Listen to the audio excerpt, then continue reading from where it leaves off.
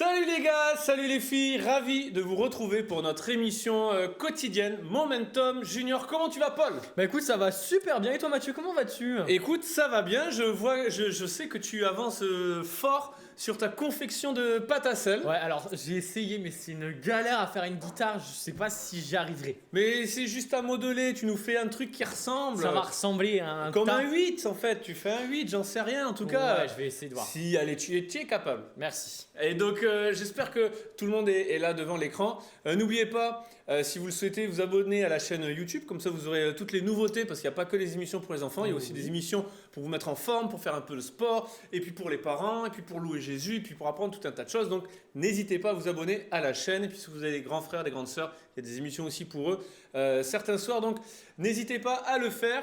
Et à nous laisser tous vos commentaires. Donc le défi de la semaine, je le répète, c'est la confection en pâte à sel. Prendre une photo de ce que vous aurez fabriqué.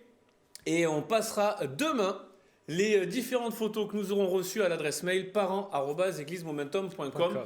Et nous donnerons aussi, bien entendu, le gagnant. Et dans un instant, je dirai ce qu'on recevra en cadeau, le gagnant, pour vous motiver encore un petit peu plus, les amis, à répondre à ce défi. Voilà. Donc, mon cher Paul, dis-moi. Pour aujourd'hui, on va parler de choses super intéressantes, en tout cas que moi j'aime énormément. On va apprendre des choses sur des animaux, une catégorie d'animaux, en tout cas une certaine catégorie d'animaux. Moi je sais que ça va m'intéresser. Bref, passons, c'est pas grave. Les enfants et les parents nous permettront cette petite erreur grammaticale, d'orthographe. Mais aujourd'hui, avant cela, tu vas nous apprendre encore une fois avec tes mains si agiles à faire toute ma dextérité. Voilà, et toute ton inventivité, à faire avec de l'origami. En fait, tu vas nous apprendre à faire une cocotte. Une cocotte. En fait, la cocotte. J'aimais bien ce mot, il est rigolo. La cocotte, qu'est-ce que c'est quoi, dis donc? La cocotte, c'est un jeu pratiqué dans les années 1972. On est en train de le perdre. Alors j'ai faim et je suis fatigué. En fait, la cocotte, c'est avion, bateau. Dans les cours de récré, les enfants y jouent jusqu'à 10h du soir. La cocotte, on est en train de le perdre, les amis. Bon, en même temps du jeudi, la fin de semaine arrive. Allez, vas-y, Paul. Donc, alors, la cocotte en papier, vous savez, c'est le jeu où on fait comme ça. Et ça permet de donner des gages. Alors, comment on fait cette cocotte en papier? Je vous ai déjà expliqué préalablement dans les émissions précédentes comment faire une jolie feuille en carré alors que nous avions une feuille rectangulaire. Oui. Alors, pour que ceux qui ne se rappellent pas, on plie comme ça en deux et on coupe ici. Avec une paire de ciseaux. Donc, oui, parce qu'avec un katana, ça ne fonctionne pas. Ensuite, avec une cuillère non plus du reste. Non, toujours pas. Tu peux essayer avec un cheveu. Pas sûr que ça fonctionne. Pour moi, ce sera plus dur. Alors, vas-y, continue. Alors, ensuite, on va plier notre feuille en deux, carré. Ce qui nous permet d'avoir un espèce de carré, une croix. Donc, comme en ça, fait, c'est le même principe que la grenouille. Ça commence pareil que la grenouille. Ouais. Ou l'éolienne, pareil. Voilà. Ensuite, bah oui. Oui. Oui. Oui. Oui. Oui. Tu suis les émissions, toi? Tu serais pas un petit peu fan? Écoute... Est-ce que tu mets des pouces en l'air? Oh là là. Pardon. Du coup, ensuite, avec notre feuille de papier, nous allons replier chaque angle, chaque coin, chaque supériorité. Non, chaque, comme le dirait un célèbre pasteur de jeunesse qui n'a pas d'enfant et qui s'appelle... Je sais pas. Ah, t'avais le... Bref, vas-y, continue. Et donc du coup, à partir du moment où ça commence à ressembler un petit peu à une lettre, on termine le dernier coin. Ok. Et voilà, déjà, là, on a un autre carré plus petit. On a un carré plus petit avec des petites feuilles dessus. Là, on va, avec toute notre dextérité possible et imaginable d'homme viril et fier, nous allons retourner telle une crêpe notre petite structure en origami. Je commence à faire des accents. De plus en plus étranges. À ce moment-là, nous allons prendre le coin qui est ici pour le rabattre jusqu'au milieu, encore une fois. Et nous allons faire ça successivement sur chacun des angles de notre carré. Alors, c'est pas... Le terme géométrique est sommet et non angle. Tu prends les sommets du carré que tu rabats vers le centre du carré, le centre de symétrie du carré. Voilà, c'est une petite précision scientifique. Oh, il a perdu la parole. Non, mais c'est bon, bah explique toi. si moi j'explique mal, explique. Non, vas-y, pardon. Faut toujours demander pardon. Mieux vaut demander pardon que permission. Non, Non, les enfants, ne retenez pas cette dernière phrase. Nous ne pourrons pas la couper au montage. Non. Bon, donc Paul. Oh là là, ça va toujours chez vous? Moi ça va. Ensuite, donc une fois qu'on a replié tous nos coins, tous nos sommets jusqu'au centre du symétrie du petit carré, on obtient ceci. Et Quand on tu peut parlais, pas en ça me faire- faisait peur. Tu m'as fait penser à la grenouille Qui qui avait une grande bouche. Et donc du coup là, si vous remarquez, derrière, nous avons comme des petites ouvertures. Et nous allons essayer de plier notre cocotte de manière à ce que... donc on va la plier en deux une première fois. Puis ensuite on va l'ouvrir et la replier en deux dans ce sens-là.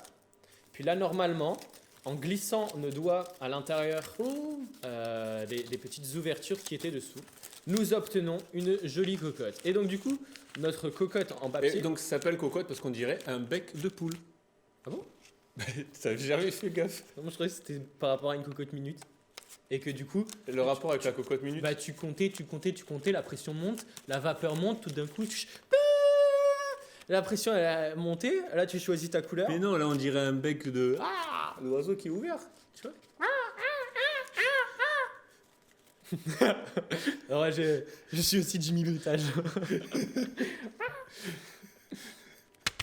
Et donc je vous propose de remplir chaque petit triangle à l'intérieur On peut remplir ça. avec des couleurs. Choisis quelle couleur, quel chiffre. Et puis à l'intérieur, on met un petit défi. un petit défi Ou un gros défi.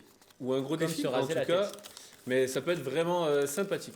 Et donc nous avons fait aussi ce petit bec d'oiseau parce qu'aujourd'hui mon cher ami Paul, Oui, mon cher ami dans Mathieu. Un jour une histoire, tu vas nous parler des oiseaux. Mais pas de n'importe quels oiseaux. Oui, mon cher Mathieu, je vais vous parler des oiseaux. Et en fait, je vais vous parler des rapaces. Parce qu'en fait, quand on en a discuté tous les deux, tu m'as dit, mais faut qu'on parle des aigles. Sauf que les aigles... Ouais, parce que moi j'aime beaucoup les aigles. Je sais pas si vous connaissez Yakari. Yakari. Oui, aussi. Mais Yakari, il a un ami. Petit tonnerre. Oui.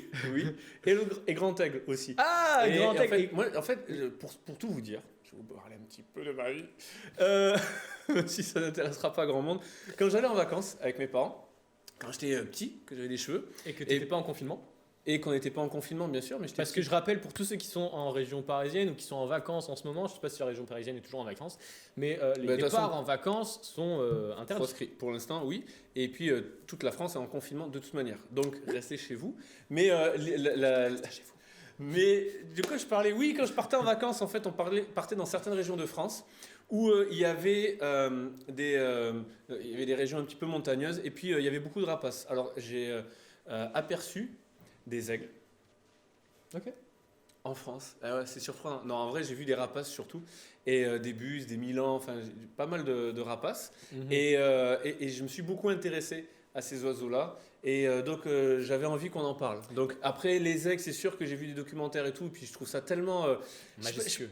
Ouais, c'est beau en fait, un aigle qui vole là, qui plane dans les airs. Je trouve ça tellement beau. Puis, je sais pas si vous avez déjà vu aussi peut-être dans des structures ou Des zoos.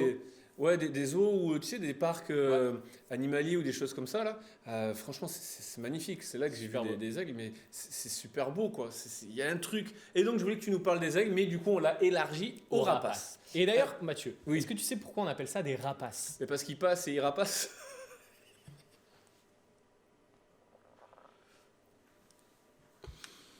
Alors vous savez qu'un des types d'humour, c'est de laisser un malaise derrière. C'est Eric Judor qui m'a appris ça. Tu connais Eric Judor? Ok. Non, je l'ai vu sur Internet. Donc, vas-y. Du coup, ça vient du latin rapere qui veut dire enlever précipitamment. Parce que les rapaces plongent sur leur cible et les arrachent au sol rapidement, ils les enlèvent rapidement. Avec leurs griffes Avec acérées. leur serre acérée. Serre acérée, c'est très dur à dire. Ok, donc ça vient du mot rapere. Et Alors, en fait, il y a plusieurs rapaces. Oui, il y a plusieurs rapaces, mais il faut savoir que on connaît bien les rapaces parce que les rapaces ont beaucoup été utilisés pour la chasse. Et ça vient d'Asie centrale, où les tribus nomades utilisaient les rapaces afin de chasser les animaux qui partaient en chasse. Là, quand ils partaient en chasse ensemble, ils utilisaient les rapaces, et les rapaces, ça se dresse. Alors, mon cher Mathieu, je ne sais pas si tu sais, mais moi je suis un fan absolu de la série Une saison au zoo sur France 4. J'en suis mais mordu. Et j'ai regardé quasiment tous les épisodes parce que je suis totalement fan de ça. Et j'ai appris comment on dresse un rapace. Alors, avant cela, dis-nous les différents rapaces. Il y a les aigles. Alors, les rapaces, en fait, les rapaces, c'est un mot ultra général, c'est un mot valise dans lequel on met beaucoup de choses. Il y a énormément de sous-catégories. Et en fait, alors, juste aigle, c'est pas une espèce, c'est même pas une catégorie d'animaux, mais l'aigle auquel tu penses, c'est sûrement le pigard à tête blanche, le symbole des États-Unis. Ça, c'est l'aigle qu'on a tous en tête. En fait, il y a l'aigle royal, il y a l'aigle pèlerin, il y a aussi toutes les sortes de... Puis il y a des aigles petits. Hein. Ouais, il y a des petits aigles, et les hiboux, ça fait partie des rapaces. Ah, ok. Mais oui, en fait... Les faucons. Les faucons, les vautours. Les vautours, je ne pense pas. Parce que je crois qu'ils n'ont pas les cerfs de la même... Ok, mais c'est pour ça qu'ils chassent pas en fait. Les vautours ils sont se nourrissent des carcasses. Ouais, ok, intéressant. Un peu comme les chats. Les chats aussi mangent... Enfin, mais les chats ne volent pas. Mais les chats ne volent pas et n'ont pas de cerfs. Ils ont des griffes. En tout cas, bref. Comment on fait pour dresser un rapace? C'est hyper intéressant. D'ailleurs, on peut même dresser jusqu'à des cigognes. J'ai vu que dans une saison au zoo, ils ont réussi à dresser des cigognes. Alors, comment on fait? En fait, on a notre rapace qui va être dans sa volière. Et déjà, on va essayer de s'approcher de lui, qui s'acclimate à nous. Donc, pendant plusieurs jours, on va juste rentrer dans la volière sans qu'il nous attaque, en essayant qu'il ne nous attaque pas. Puis, on va commencer à discuter, à lui donner un petit peu à manger. Ouais. Alors, on passe déjà un temps dehors de la volière, juste à côté de lui. Ensuite, on rentre dans la volière. Ensuite, donc il y a un rapace par volière, hein, parce que sinon, ça peut être dangereux. On s'approche de lui, on essaye de nouer un contact, et plus les jours vont passer, plus on va pouvoir s'approcher de lui. Ensuite, on va mettre un gant, soit en métal, soit en cuir. En cuir, c'est mieux pour l'oiseau qui aura moins mal à ses serres. Et on va présenter le gant comme ceci, juste à côté du rapace, avec un petit bout de viande. Et le rapace va pouvoir monter sur le gant. Et dès qu'il va monter sur le gant, hop, on lui donne une récompense. Puis ensuite, on va essayer de s'éloigner un petit peu. Et puis, s'il va sauter jusque dans notre gant, hop, une récompense. Puis on s'éloigne, jusqu'à ce que, dès qu'on présente le gant, le rapace vienne. Il assimile en fait le gant à la récompense. C'est ça. Et après, on va pouvoir aller en dehors de la volière, dans une plus grande volière, où il va être très loin, on va l'appeler, il va venir au gant. Parce que une des choses qui caractérise le rapace, c'est qu'il voit de très très loin. Il a une vue les documentaires que j'ai vus, c'est t'as l'aigle. Alors, une des caractéristiques, c'est qu'il plane dans les airs. J'espère que tu vas nous en parler. Mais quand après, il tourne comme ça, il plane et qu'il voit super loin un tout petit mulot, une toute petite souris. Hop, il se jette sur lui là et c'est fort. Quoi. Ouais. Et puis je viens de recevoir un message de l'équipe technique qui me dit que oui, le vautour est un rapace. Ah. Merci l'équipe technique. On en apprend tous les jours grâce à l'équipe technique. Enfin bref. Et l'art de la fauconnerie, c'est l'art de dresser les rapaces. Il a perduré pendant longtemps. L'âge d'or, ça a été avec Louis XIII. Louis XIII qui était fan de rapaces, fan de faucons. Et du coup, il les utilisait énormément pour faire la chasse. Et tu pourrais me dire aujourd'hui, Mathieu, cet art-là, il est un petit peu perdu à part dans les zoos. Est-ce que tu as déjà rencontré un fauconnier? Après, c'est mieux quand même qu'ils soient en liberté et tout ça. Hein. Oui, mais c'est un art. C'est apprendre à les dresser. Si on Mais c'est pour ça que je parlais de parc animalier. Tu as des trucs comme des structures, c'est pas le mot qui convient là, mais tu as des structures où justement ils sont. C'est de la semi-liberté. Ouais, semi-liberté, voilà. Ouais. Mais alors, en fait, il y a encore aujourd'hui des fauconniers qui travaillent, et c'est un vrai travail. Et est-ce que tu sais dans quel milieu ils travaillent, ces fauconniers? Est-ce que tu sais quel est où est-ce qu'ils peuvent exprimer leur art? Quelle région ou quel domaine d'activité? Quel domaine d'activité? Ah, aucune idée. Est-ce que tu as déjà pris l'avion? Oui. Est-ce que tu as déjà remarqué que dans les aéroports, il n'y a aucun pigeon, aucun oiseau qui vole au-dessus des pistes? Bah ouais, non. Ouais. Ben en fait, alors que pourtant il y a la tour de contrôle qui est en hauteur, il devrait y avoir des oiseaux qui se posent et tout ça. Ouais. vous verrez aucun oiseau dans un aéroport. Parce qu'en fait, il y a des hommes et des femmes qui sont fauconniers. Et donc, du coup, qui ont des faucons ou des rapaces qu'ils ont dressés à faire des tours de l'aéroport afin de chasser les oiseaux pour pas que les oiseaux se cognent contre les avions et que ça puisse créer des petits problèmes ou que ça rentre dans le moteur ou j'en sais rien. Ou en tout cas, pour préserver les avions et les oiseaux. Les rapaces font des tours de contrôle, de guet, là, autour de l'aéroport pour chasser les oiseaux, parce que pour chasser les avions, Ouais, il faudrait des gros faucons. Ouais. Mais du coup, c'est hyper intéressant. Moi, je me suis toujours posé la question pourquoi il n'y a pas d'oiseaux. Et en fait, j'ai appris que c'est grâce aux fauconniers qui protègent l'aéroport. Et donc, du coup, transition parfaite pour vous parler de mon faucon préféré, puisque moi, quand j'étais petit, je voulais devenir fauconnier, puisque je lisais beaucoup de choses sur le Moyen-Âge. C'est le faucon pèlerin. Le faucon pèlerin, il vole à peu près à 200 mètres d'altitude et il peut descendre sur une proie à près de 300 km/h. Ce qui est très très très rapide. C'est un peu comme le TGV. Voilà, en gros, c'est comme si tu te prenais un TGV sur la tête, moins lourd, mais aussi vite. Ce qui fait plutôt mal pour une petite souris. Et en fait, grâce à sa super vue, c'est devenu un petit peu la rockstar des faucons. Mais ce n'est pas le roi des cieux, comme on dirait, le lion c'est le roi de la savane, c'est le roi des animaux. Le roi des cieux pour les animaux, qu'est-ce que c'est ? C'est l'aigle royal. L'aigle. Et en fait, l'aigle a été utilisé dans beaucoup de cultures. Et je vais peut-être t'apprendre un truc, Mathieu. Mais j'ai déjà appris des choses. Hein. Tu me disais que l'aigle, c'est magnifique, c'est majestueux. Dans certaines cultures, l'aigle, c'est justement le symbole de la méchanceté. C'est le symbole de celui qui vient et qui pique les choses. Ça je savais parce que avec certaines guerres qu'il y a eu et tout, l'emblème c'était l'aigle. Ouais. Jules César, l'Empire romain c'était un aigle. Et il y a eu d'autres guerres plus récentes où c'était un aigle aussi. Exactement. Sur les compagnies romaines, ils avaient un tatouage qui disait SPQR avec dessus un aigle qui était là. C'était le symbole des Romains. Les Allemands, sur leur drapeau actuel des Allemands, c'est un aigle aussi. C'est un aigle aussi. Il y a les États-Unis. Sur un des emblèmes des États-Unis, c'est le pigargue à tête blanche, qui est un oiseau magnifique. Oui. Mais dans différentes cultures, ça veut dire différentes choses. Par exemple, si on prend l'exemple des États-Unis, aux États-Unis, c'est le symbole de la majesté, de la puissance, de la liberté. C'est pour ça que tu as le drapeau américain sur. Et c'est pour ça que je l'ai fait exprès. Et c'est pour ça que voilà. Alors que dans d'autres cultures, par exemple, si je relis mes notes, où est-ce que oui, symbole du mal, parce que certains pensent que c'est un rapace cruel, qu'il est ravisseur, qu'il est parfois symbole d'orgueil et d'oppression. C'est ce que j'ai appris en faisant mes recherches sur les aigles. Mais dans la plupart des cultures, c'est le symbole de la liberté et de la majesté.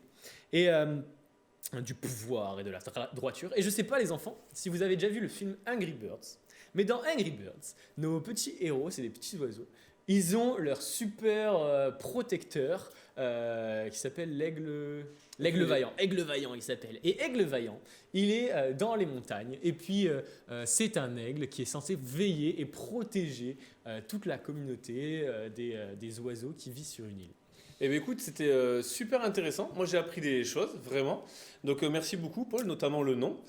Pourquoi ça s'appelle des rapaces. Et puis non, vraiment j'ai appris plein de choses. Donc merci beaucoup, j'espère que ça vous a autant intéressé qu'à moi en tout cas. Et en fait, avant de conclure cette émission, je rappelle le défi, c'est la confection de pâte à sel. Et donc demain on va désigner le vainqueur. Et donc pour le vainqueur de demain, et pour le vainqueur des semaines précédentes. Je ne l'ai pas dit les semaines précédentes, j'avais omis de le faire, oublié de le faire. Mais en fait, pour le vainqueur, je lui offrirai un de mes livres. En fait, ce livret, il y a plein de ressources, d'illustrations. Toutes celles que vous avez vues dans les précédentes émissions, certaines sont dans ce livret. Et en fait, il y en a beaucoup plus dans le livret. Et donc, voilà, juste le vainqueur, je vais vous offrir mon livret ressources. Donc, il faudra juste, une fois que vous avez vu que vous êtes le vainqueur, eh bien, écrire à l'adresse mail parents@eglisemomentum.com. Et si vous voulez le recevoir, il faudra juste que j'ai votre nom et votre adresse. Donc voilà, mais écrivez-nous si vous voulez le recevoir pour les vainqueurs. Ça sera avec joie. Et pour conclure, demain, mon cher Paul, j'espère que tu es prêt parce que pour conclure notre semaine, tu as un ballon de basket, j'ai le mien. Comment il fait le malin. Demain, je vais te défier au basket. Ah, je vais te moi je lancer. voulais jouer au foot. Ouais, non, c'est un ballon de basket. Je vais te défier au basket. Alors, ça fait longtemps que je me suis pas entraîné, donc je sais pas si tu me battras. Mais Moi, du coup, vous je pourrez le faire à la m'entraîne. maison. Il faudra juste fabriquer votre panier de basket. Mais je vous donnerai le défi. Donc, si vous avez un ballon de hand, fera l'affaire. Si vous avez un petit ballon de volley, ça fera l'affaire. En fait, il faut juste un petit ballon et un petit panier. Ce sera facile à fabriquer. Et Paul vous apprendra ça sans aucun problème. Ouais, on peut utiliser une poubelle, un truc comme ça. Ouais, ça voilà, marche. ou un cerceau et tu mets un filet de pommes de terre et puis Ouais, ça marchera très ça bien. marchera très bien. Donc, en tout cas, je vais te défier, Paul, au basket. Demain, on découvrira le vainqueur de notre défi avec la pâte à sel. Demain, on découvrira le top 1 de tout ce que vous avez aimé dans les émissions précédentes, mais je vous laisse sans tarder et ça conclura directement là-dessus sur le top 2, ce qui a fini numéro 2 dans ce que vous avez préféré des émissions précédentes. On le regarde de suite, on se refait un visionnage de l'émission directe d'où c'est tiré et je reviens juste pour conclure derrière. Les gars, les filles, j'espère que... Timothée, j'espère que t'es chaud. Moi, je suis chaud. J'espère, les gars, les filles, que vous êtes chauds. Parce qu'aujourd'hui, pour l'activité, nous avons quelque chose d'absolument incroyable. Mais Paul, qui est en train de reprendre ses esprits petit à petit et d'arrêter son fou rire, il va... les gars, je suis obligé de l'annoncer. Il va nous apprendre, les gars, les filles, à faire un nuage.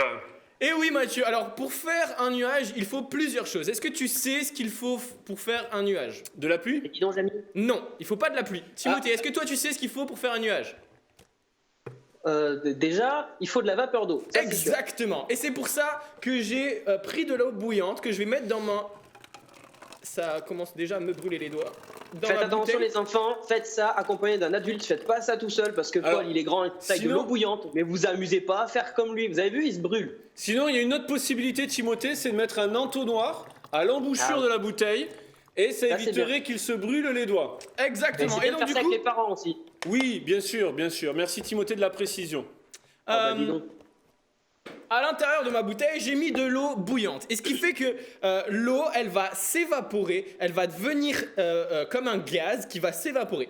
Et en fait, pour faire un nuage, il faut que les petites micro-gouttelettes d'eau puissent s'accrocher à quelque chose. Et donc du coup, c'est quelque chose, c'est de la poussière. Alors attention, petite précision, ça aussi, les enfants, ne faites pas ça tout seul à la maison. Paul est un adulte, faites-le avec un adulte. Et je suis professeur et je suis responsable. Et voilà, exactement. Responsable. Heureusement que Mathieu est là. Hein. Oui, voilà, légalement, c'est pas moi. Donc, on va craquer une allumette et on va essayer de mettre l'allumette à l'intérieur de la bouteille sans cramer la bouteille parce que sinon, ça va perdre tout son sens et on referme tout de suite le bouchon. Alors, je sais pas si vous voyez à l'intérieur, il commence à se créer un nuage à l'intérieur. Ça commence à devenir vraiment totalement Est-ce que tu trouble. vois bien ça, Timothée? Moi, j'assiste à ça, c'est incroyable. Et Ouais. le truc, c'est que plus je vais appuyer sur ma bouteille, Et plus il y en a. et plus le nuage va se condenser. Alors parle plus fort, Paul, parce que la bouteille fait beaucoup de bruit. Ouais, je me brûle les doigts. plus, là vous voyez, on a comme un nuage qui s'est formé à l'intérieur de ma bouteille.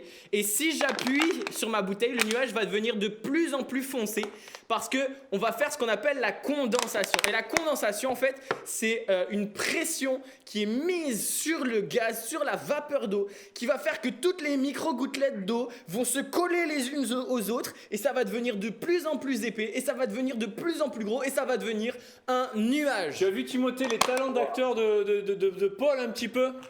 C'est exceptionnel. Et- Moi et je donc- suis ébahi. Est-ce que tu nous montres ton nuage?